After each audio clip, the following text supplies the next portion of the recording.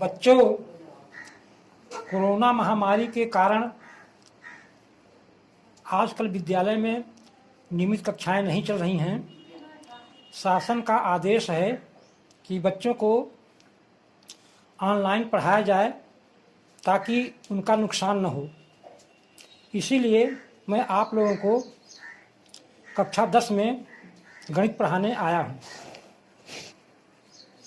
कक्षा 10 में गणित में मैं सांख्यिकी पढ़ा रहा हूँ। सांख्यिकी में अभी तक आप लोग पढ़ चुके हैं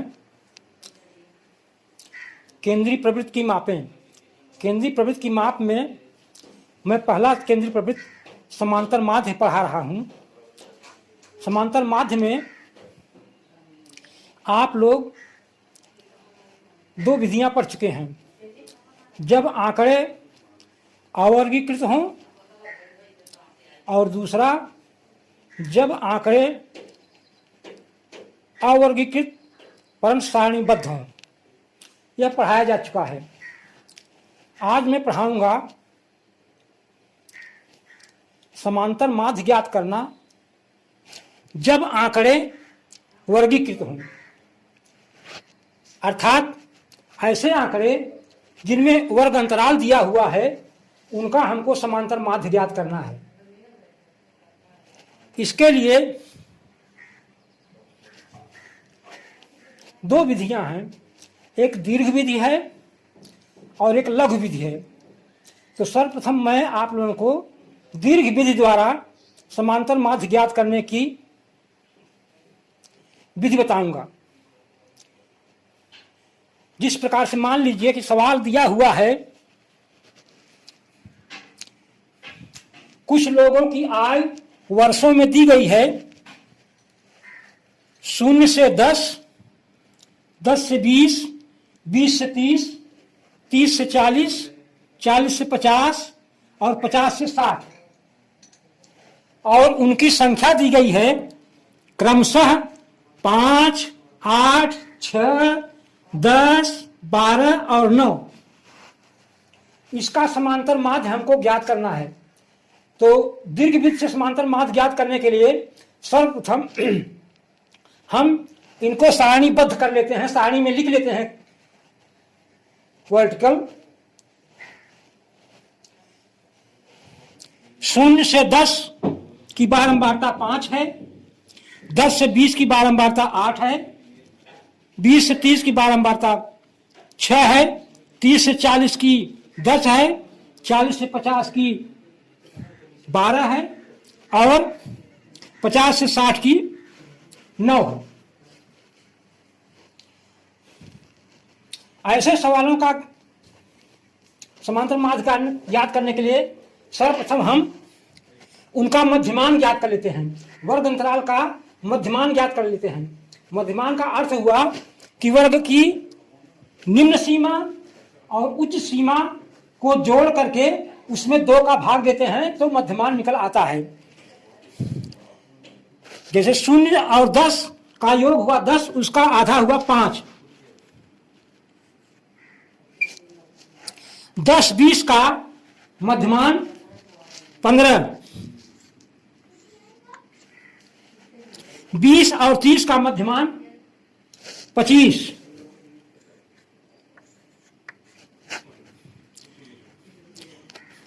30 और 40 का मध्यमान 35, 40 से 50 का मध्यमान 45 और 50 से 60 का मध्यमान 55। इस प्रकार से मध्यमान ज्ञात कर लिया। अब मध्यमान और बारंबारता का गुणा कर देते हैं। इसको एफएक्स कालम में लिखते हैं। जैसे 5 पचम 25, 15 अट्ठे 120,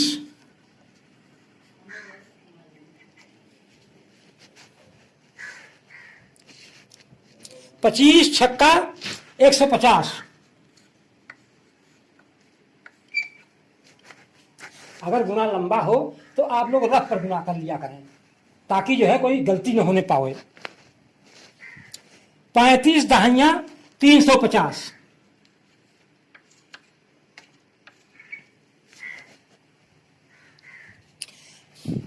और 12 का 45 गुणा करना है। 12 पंचे 60, 12 चौक 48, 6 54, 540।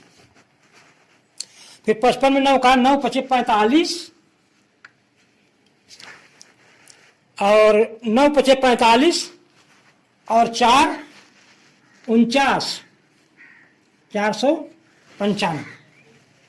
इस प्रकार से गुणा कर लिया। अब फिर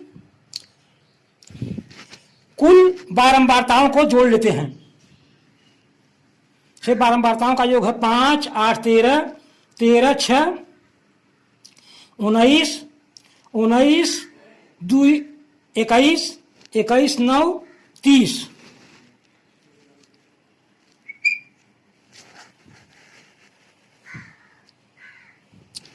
और 30 1 40, 30 के 0 हंस लगा 3, 3 1 4 1 5।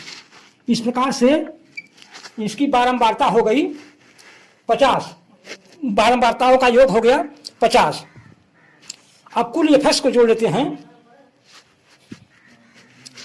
5 5 10, लगा 1 2 3 2 5 5 10, 5 15, 4 19, 19 और 9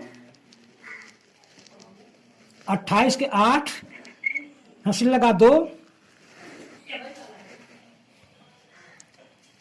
2 1 3, 1 4,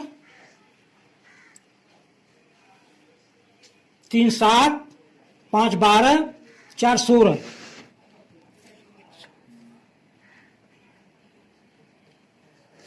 1680।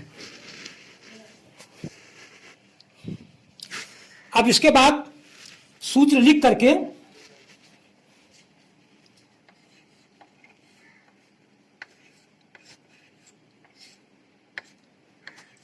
समांतर माध्य बराबर सिग्मा एफ एक्स बटे एन।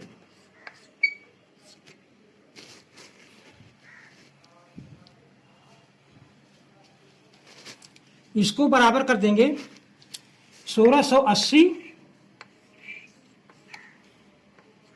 बटे 50। इसको हल कर लेंगे, चाहे काट देंगे 5 और 5 तिहाई 15, 1 16 उतर 8, 5 तिहाई 15 उतरा 3, 5 6 30, 33.5 वर्ष। तो इसका समांतर माध्य हुआ 33.6 वर्ष। इसका आंसर लिख देते हैं। समांतर माध्य बराबर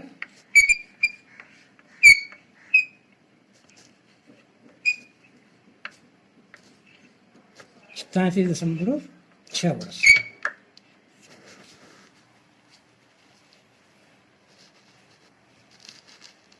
इस प्रकार से हम दीर्घवृत्त द्वारा समांतर माध्य ज्ञात कर लेते हैं। यह विधि गुणा करने में थोड़ा लंबी जरूर से है, लेकिन अगर सावधानी से गुणा किया जाए तो गलती होने के चांसेस कम रहते हैं।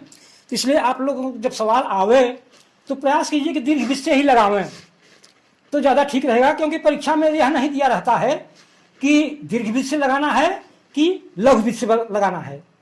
इसलिए आप लोग दीर्घवृत्त से ही लगा दिया करें। वैसे लघुवृत्त से भी लगा सकते हैं, लेकिन दीर्घवृत्त से लगाने में गलतियां कम होंगी और इसमें कॉलम कम है तो गलतियां होने के चांसेस कम होते हैं। थोड़ा जोड़ और गुणा और भाग लंबा पड़ेगा। तो इस प्रकार से आप समांतर माध्य ज्ञात कर सकते हैं जब आंकड़े वर्गीकृत हों। अब जब आंकड़े वर्गीकृत हों इसको अगर लघु रूप से लगाना है तो इसको हम आप लोगों को अगले दिन बताएंगे। तब तक के लिए हम अब विराम करते हैं। धन्यवाद।